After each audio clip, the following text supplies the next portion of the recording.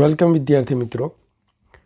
ગ્રેવિટેશનના આપણા છેલ્લા સેશન એક નાનકડા સેશનમાં આપણું હાર્દિક સ્વાગત કરું છું. ખાસ કરીને આ સેશન એક જ પર્પઝ સોલ્વ કરવા માટે મેં બનાવ્યું છે કે જેની અંદર બાઇનરી સિસ્ટમ એનો થોડો ઘણો ઉલ્લેખ જે મેં તમને ચાકગતિમાં ભણાવ્યું હતું, દોલનોમાં પણ ભણાવ્યું છે. અને આ ઉપરાંત જે ગ્રેવિટેશનલ ફિલ્ડ ઇન્ટેન્સિટી, ગુરુત્વીય તીવ્રતા, ખાસ કરીને રિંગ અને તકતી કે જેનો JEE એડવાન્સમાં પણ ક્વેશ્ચન પૂછાયા છે, તો એનો પણ સમાવેશ થાય એ હેતુથી આપણે આ સેશન ભણવાનું છે. સાથે સાથે સેશનને અંતે એક અસાઇનમેન્ટ મેં આપ્યું છે, તો તમારે એ અસાઇનમેન્ટની પણ કાળજીપૂર્વક ગણતરી કરી આવીને એનું સબમિશન કરવાનું રહેશે. ચાલો, તો સૌથી પહેલાં reduction of 2 body problem to 1 body problem. તમને એમ થાય કે આ શું છે? Reduction of 2 body problem to 1 body problem મતલબ કે બે પદાર્થોના તંત્રને લગતો અભ્યાસ કોઈ એક જ કણની મદદથી કરી શકાય.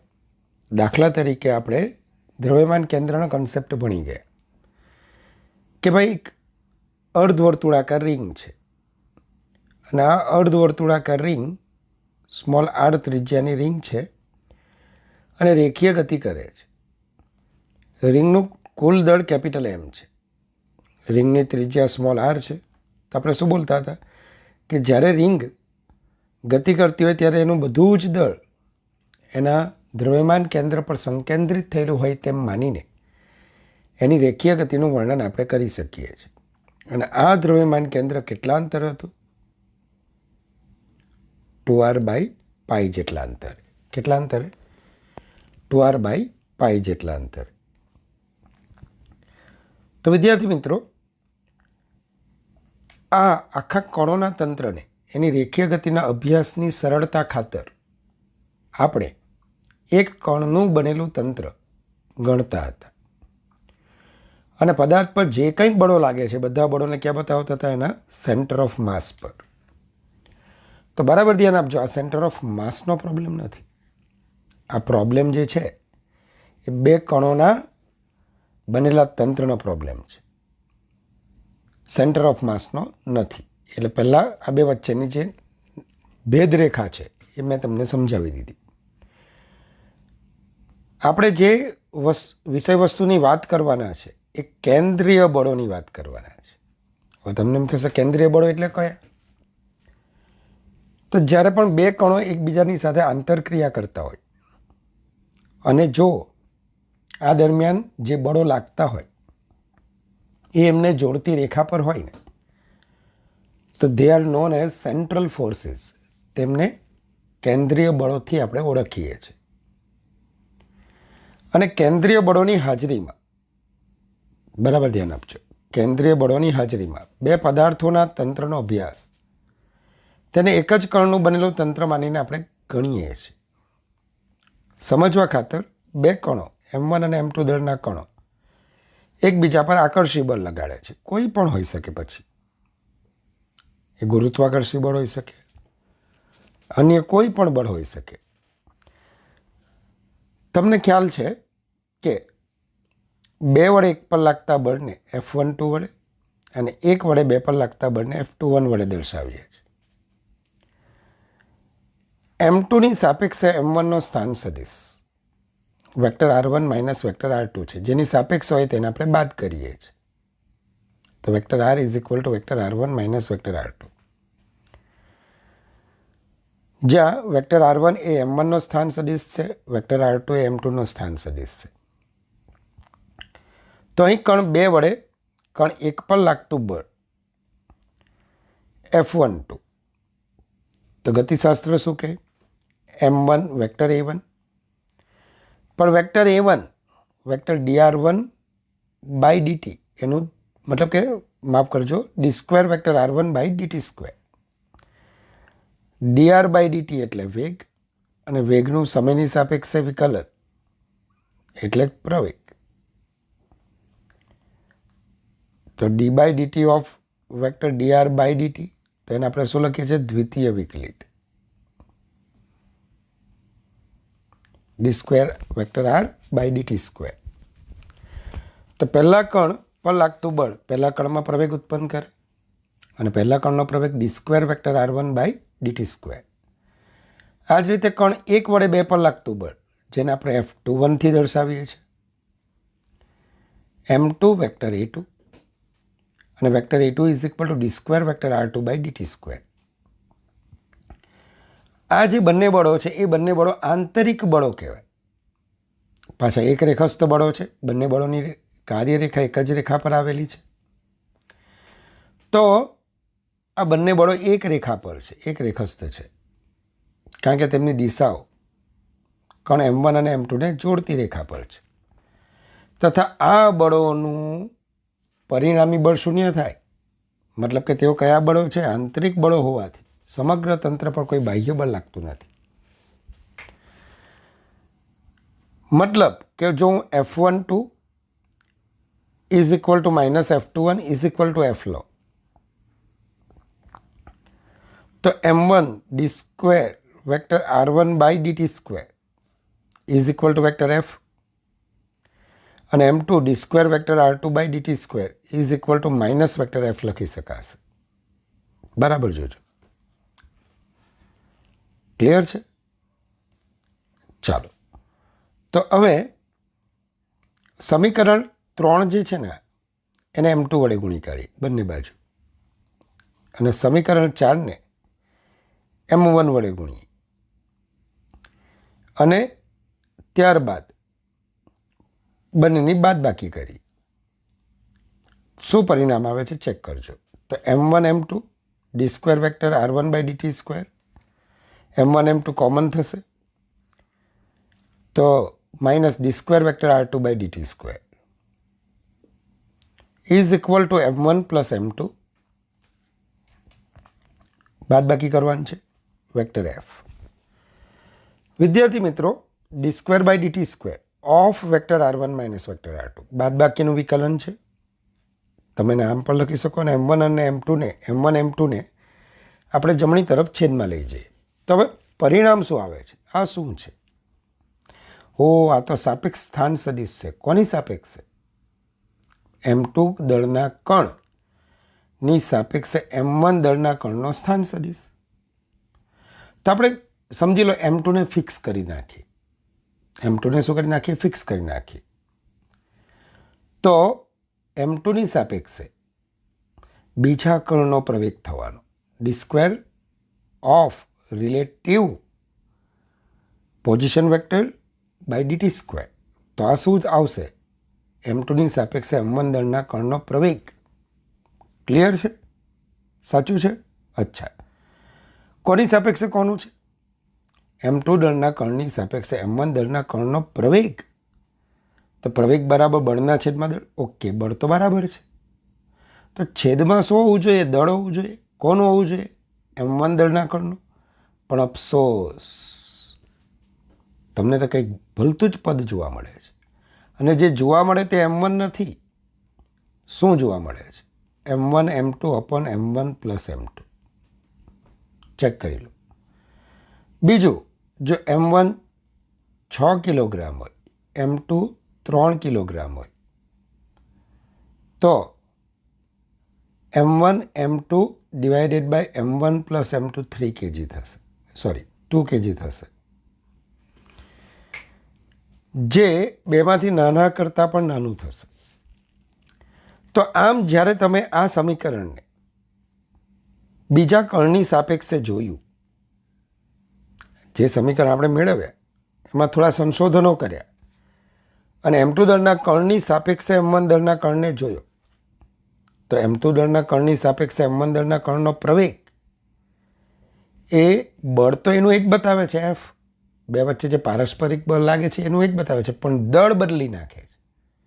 આ જે દળ આવે છે ને એ દળને આપણે રિડ્યુસ માસ કહીએ છીએ. આમ આવા બે કણો વચ્ચેની આંતરક્રિયાને કોઈ એક કણના સંદર્ભમાં ગણવી હોય તો બળ એમની વચ્ચે જે લાગે છે આંતરિક બળ એ જ બળ રહેશે. પરંતુ દળ બદલાશે. તો શું લખી શકું? D square vector R by DT square is equal to vector f by mu. બરાબર જોજો. અને આ મ્યુને આપણે રિડ્યુસ માસથી ઓળખીશું. આ mu d square vector R by DT square is equal to vector f થાય. આમ સમીકરણ પરથી શું કહી શકાય કે કણ M2ની સાપેક્ષે વેક્ટર આર સ્થાન સદિશ ધરાવતા બિંદુએ રહેલો મ્યુ દળનો કણ બળ વેક્ટર એફ અનુભવે છે. ચલો, આ જ વિષય વસ્તુને જો હું ગુરુત્વાકર્ષણના કિસ્સામાં સમજવા માગું તો શું કરીશ? તો આ કયું બળ છે? ગુરુત્વાકર્ષી બળ. સૂત્ર બદલાશે. F12 is equal to G M1 M2 upon r square into R cap. Minus લખવાનું કારણ શું છે કે M2ની સાપેક્ષે M1 દળનો જે સ્થાન સદિશ છે વેક્ટર આર, એની વિરુદ્ધમાં આ બળ લાગે છે. એટલે કે આર કેપની વિરુદ્ધમાં, એટલે કે માઇનસ આર કેપ વડે આપણે ગુણવું પડે. પણ એફ બરાબર આ પણ આંતરક્રિયાવાળા જ બરો છે. કન્સેપ્ટ તમે વાપરી શકો. શું કન્સેપ્ટ વાપરી શકો? Vector f is equal to mu d square vector R by DT square. જ્યાં વેક્ટર આર શું છે? M2ની સાપેક્ષે M1નો સ્થાન સદિશ. કન્સેપ્ટ તો વાપરી શકાય. અરે હું તો એમ કહું કે જ્યારે ન્યૂટનના ત્રીજા નિયમને અનુસરતા બળો એટલે કે આંતરિક બળોની વાર્તા આવે ને, તો તમે vector f is equal to mu d square vector R by DT square આવું લખી શકો. પણ હા, ધ્યાન આપજો, એ માટે તમારે કોઈ એક કણને પહેલાં ફિક્સ કરવું પડે. દાખલા તરીકે આપણે અત્યારની ચર્ચામાં 2 બોડી પ્રોબ્લેમમાં 2 કણોને જોતા હતા, M2 અને M1. પણ જ્યારે આ જ કિસ્સો M2ના સંદર્ભમાં વિચારીએ તો ત્યારે 1 બોડી પ્રોબ્લેમ થશે કે M2ની સાપેક્ષે ફક્ત કોણ? મ્યુ દળનો કણ જ આ બળ અનુભવતો જોવા મળશે. કારણ કે M2ને આપણે શું કરી નાખ્યું છે? ફિક્સ્ડ. અને હવે આખો કિસ્સો 1 બોડી પ્રોબ્લેમનો થઈ ગયો. તો વિદ્યાર્થી મિત્રો, D square vector R by DT square minus G M1 M2 upon mu R square R cap. મ્યુની કિંમત મૂકી દઈએ તો ગુરુત્વાકર્ષણના કિસ્સામાં પણ તમે આવું લખી શકો. D square vector R by DT square minus G in the bracket M1 plus M2 upon R square into R cap. હવે સ્મોલ એમ દળનો પદાર્થ કેપિટલ એમ દળના પદાર્થની આસપાસ ભ્રમણ કરે ત્યારે તમને ચાક ગતિ વખતે મેં સમજાવેલું કે જ્યારે કોઈ બે વસ્તુ સ્મોલ એમ દળનો પદાર્થ કેપિટલ એમ દળના પદાર્થની આસપાસ ભ્રમણ કરતો હોય, પણ કેવી રીતે? કે જેથી તેમનું દ્રવ્યમાન કેન્દ્રનું સ્થાન ન બદલાય. તો આવું તંત્ર એ બાઇનરી તંત્ર કહેવાય.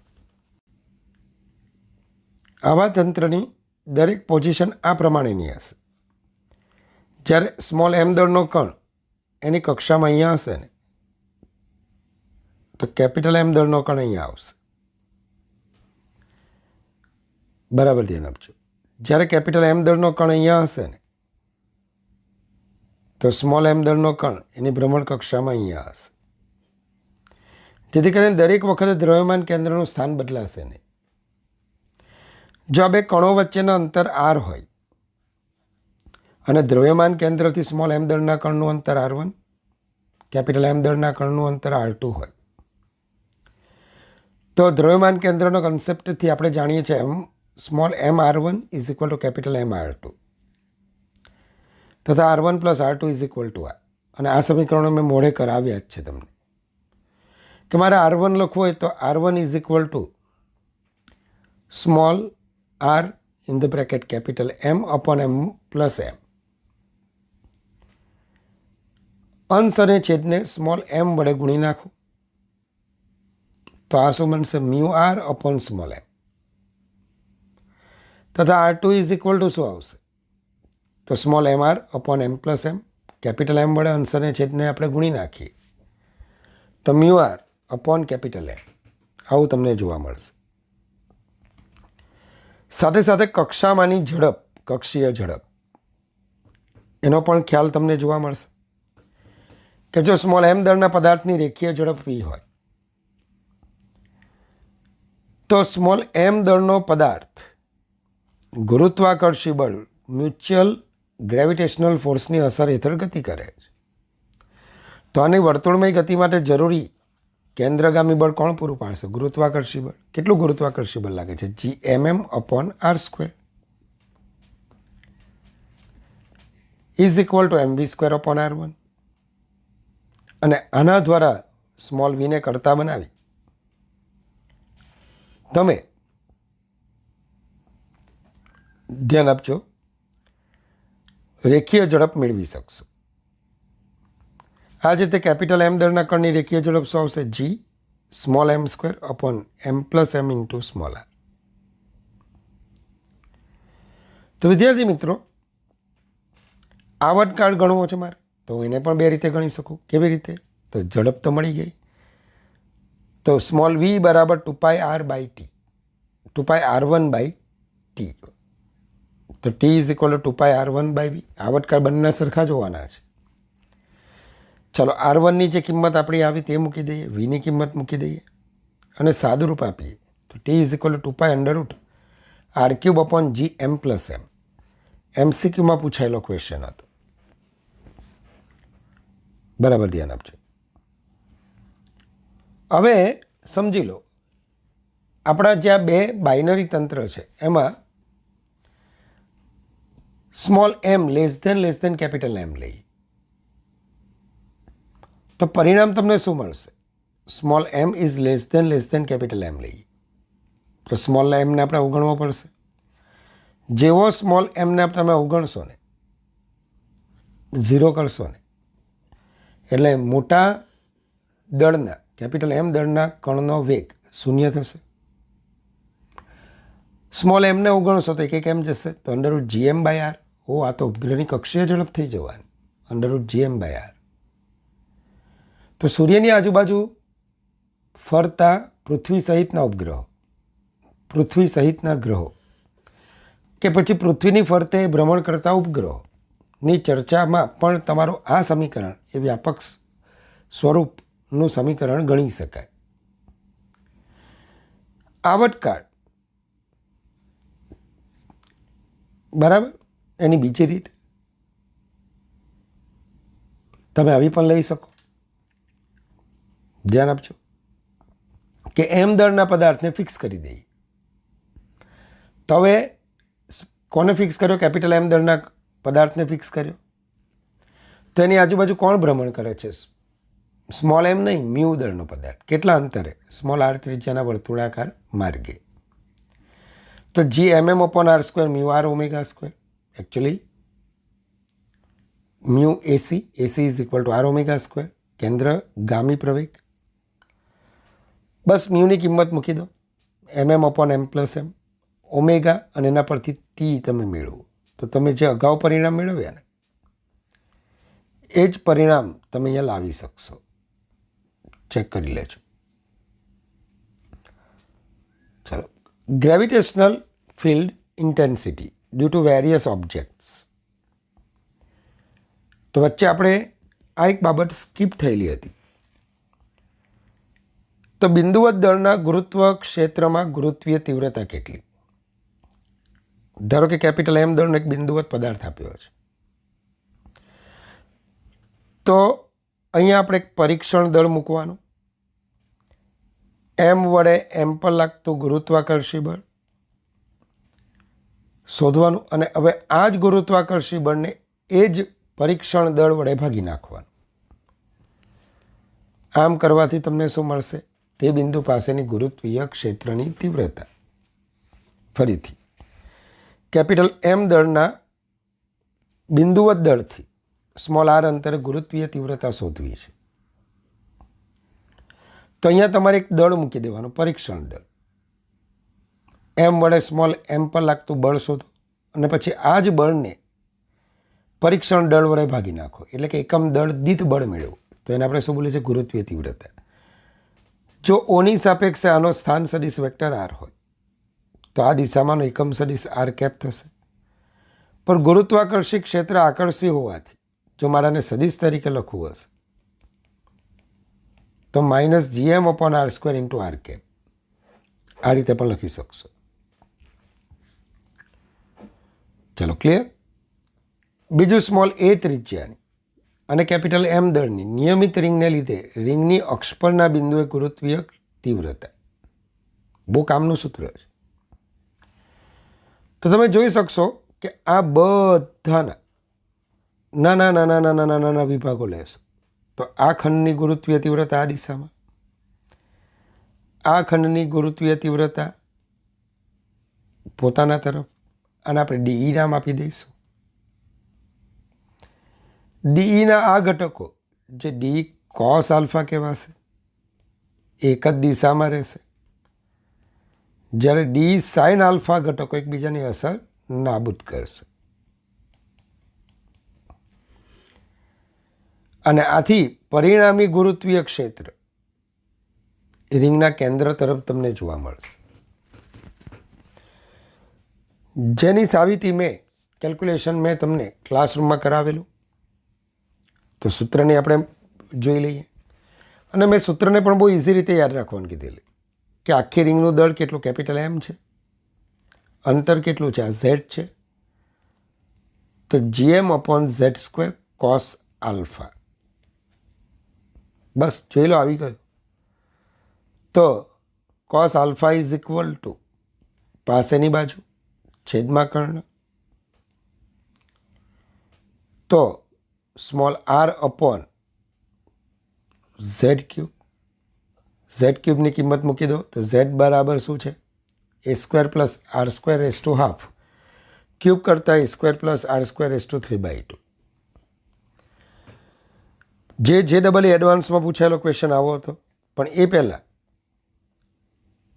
રિંગના કેન્દ્ર પર ગુરુત્વીય તીવ્રતા કેટલી? ફટાફટ બોલો. તો સ્મોલ r બરાબર 0 લઈએ તો ગુરુત્વીય તીવ્રતા 0. અનંત અંતરે ગુરુત્વીય તીવ્રતા કેટલી? તે પણ 0. તો એનો મતલબ કે કેન્દ્રથી 0થી સ્ટાર્ટ કરીને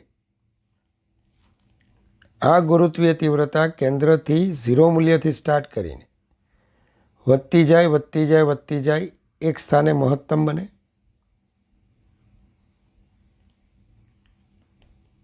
અને ત્યાર પછી અનંત અંતરે ફરી પાછું એ શૂન્ય બને.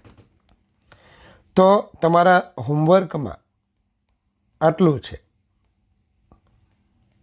આરના કયા મૂલ્ય માટે ઈ મહત્તમ થશે? રિંગના કેન્દ્રથી કેટલા અંતરે આ ગુરુત્વીય ક્ષેત્રનું મૂલ્ય મહત્તમ થશે? આ જ રીતે વિદ્યાર્થી મિત્રો, રિંગનું જો ગુરુત્વીય તીવ્રતા આવડી જાય ને તો તકતીની પણ આવડે છે. સાબિતીમાં આપણે પડતા નથી, કારણ કે ક્લાસરૂમમાં મેં કરાવી છે. તો આપણે શું કરીશું? આખી તકતીને આવી નાની નાની રિંગમાં વિભાજિત કરીશું. એક રિંગને લીધે એના કેન્દ્ર પર ઉદ્ભવતી ગુરુત્વીય તીવ્રતા શોધીશું, અને આવી ગુરુત્વીય તીવ્રતાઓનો શું કરીશું? સરવાળો, મતલબ કે સંકલન. પરિણામે લાસ્ટ રિઝલ્ટ તમને આવું મળશે. E = 2gmr/a² in the bracket 1/r - 1/√r² + a². અથવા એને યાદ રાખવાની બીજી રીત છે 2gm/a², જ્યાં a એટલે તકતીની ત્રિજ્યા, ઇન ધ બ્રેકેટ 1 - cos θ, જે આપણે ગોસના નિયમ વખતે 12મા ધોરણમાં પણ જોઈશું. પણ આ સૂત્રને યાદ રાખીને મેન શું યાદ રાખવાનું છે? તકતીના કેન્દ્ર પાસે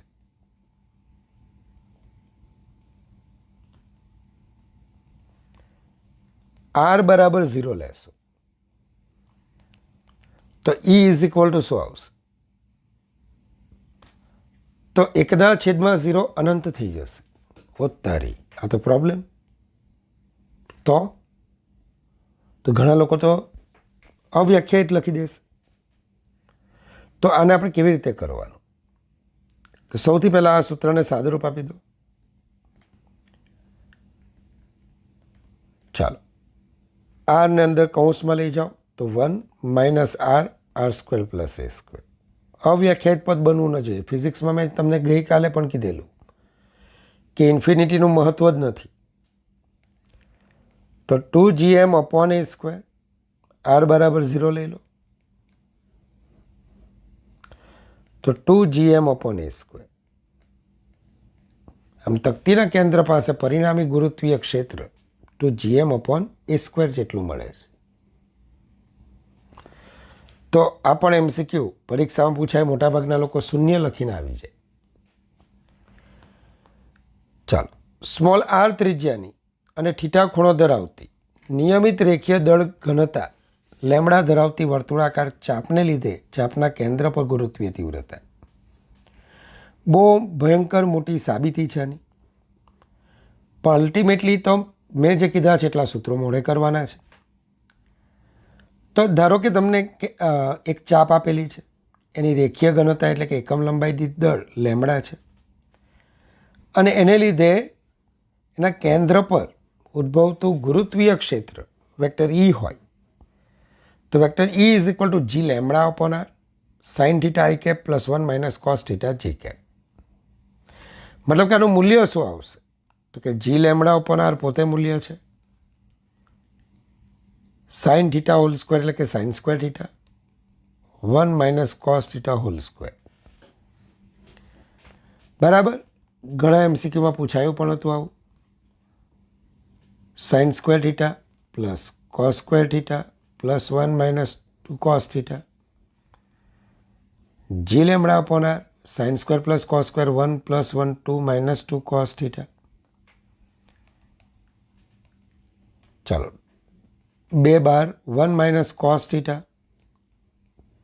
2 sin² θ/2. તો 2g(λ/r) sin θ/2. તમે આવું કરી શકો. બરાબર ધ્યાન આપજો. ક્લિયર? તો આ પ્રમાણે તમે ગુરુત્વીય તીવ્રતા લાવી શકો. હવે ચાલો, તમને એવું કીધું છે કે semi circular wire has a length L and mass M. Concept of ફિઝિક્સનો આ પ્રોબ્લેમ છે. A particle of mass m is placed at the center of the circle. Find the gravitational attraction on the particle due to the wire. મતલબ કે આ વાયરને લીધે કેન્દ્ર પર મૂકેલા સ્મોલ m દળના કણ પર લાગતો ગુરુત્વાકર્ષી બળ શોધી કાઢો. આવી માહિતી તમને આપેલી છે. ઘણા લોકો સેન્ટર ઓફ માસનો કન્સેપ્ટ લે. યાદ રાખજો, બળ ગણતી વખતે સેન્ટર ઓફ માસ કન્સેપ્ટ આવે નહીં. શું કરે? અર્ધવર્તુળાકાર રિંગ અને એનું બધું જ દળ અહીંયા લઈ લે. કેટલા અંતરે લઈ લે? 2r/π અંતરે. અને કેન્દ્ર પર સ્મોલ m દળનો કણ મૂકી દે. બસ gmm/2r/π². જવાબ આપેલો પણ છે જ, પરીક્ષામાં જવાબ પણ આપેલો છે, પણ આવું ન થાય. ક્યારે કોઈ પદાર્થને તમે કણ તરીકે લઈ શકો? જ્યારે એની રેખીય ગતિની ચર્ચા કરતા હોઈએ, બળોની ગણતરીમાં નહીં. તો વિદ્યાર્થી મિત્રો, આપણે શું વિચારવાનું? તો પહેલાં એક કામ કરીએ કે આના કેન્દ્ર પર ગુરુત્વીય તીવ્રતા શોધી કાઢી, વેક્ટર E. હવે તમને ખબર છે કે વેક્ટર E = F/m. તો F બરાબર શું લખાશે? m. ચાલો, અર્ધવર્તુળાકાર રિંગ છે, તો આ સૂત્રમાં જ્યાં થીટા દેખાય ત્યાં તમારે શું મૂકવું પડશે? પાઈ અથવા 180.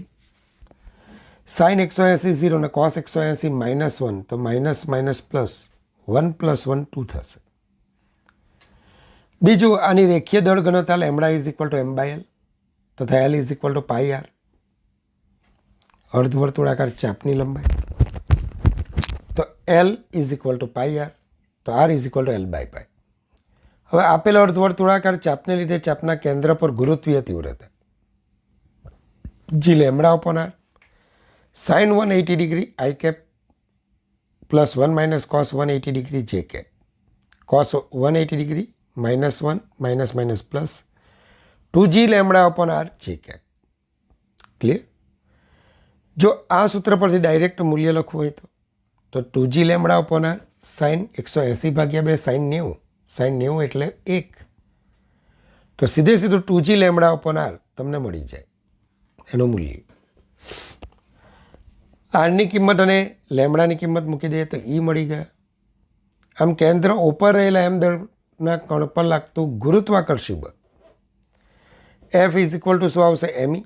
માટે F is equal two 2πg mm upon L².